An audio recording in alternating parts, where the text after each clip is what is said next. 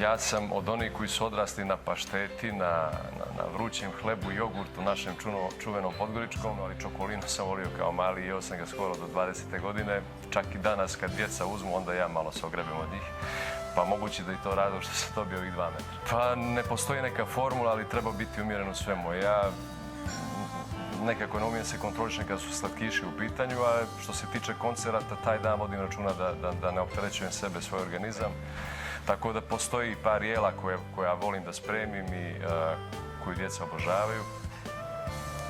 To su špagete, bolonjeze, matriciana i još nekih tako par jela u koja se niko ne miješa, to se zna da je moj teren. Ali u mojoj kući, u mojoj porodici nijedan obrok nije obrok bez dobre salate. Danas spremamo salatu 3 vrste paradajza. Volim da napravim neku pitu sa sirom, ne razlačim kore ako to koga interesuje, ali sa kupovnim korama moja djeca to obožavaju. Tako da se zna, vikend je moj.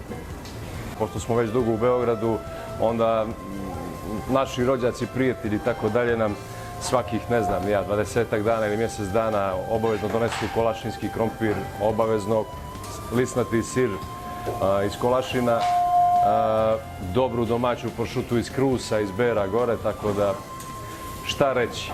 Sve ostalo može i da se nađe, ali te 3 stavke teško. Priđi malo bliže da ti kažem još ono što je jako, jako bitno, a to je, znači, suvo grožđe. Vrlo malo, ali tako da dobar šmek. Rukola je vrsta maslačka. Znači ono što smo duvali kao djeca, sad ovo se jede. Eto. Radiš.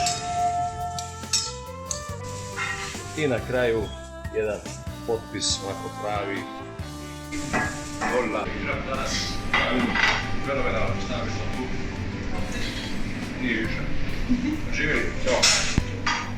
Pored toga što znam da volite moju muziku, znam da volite i Lolu i Milu, crtanih epizoda još mnogo u najavi, a ono što znam da će mnoge klince obradovati, to je Lola i Mila muzička predstava koja se sprema i ja se nadam uskoro ćete imati prilike da sa svojim klincima uživate i naučite nešto.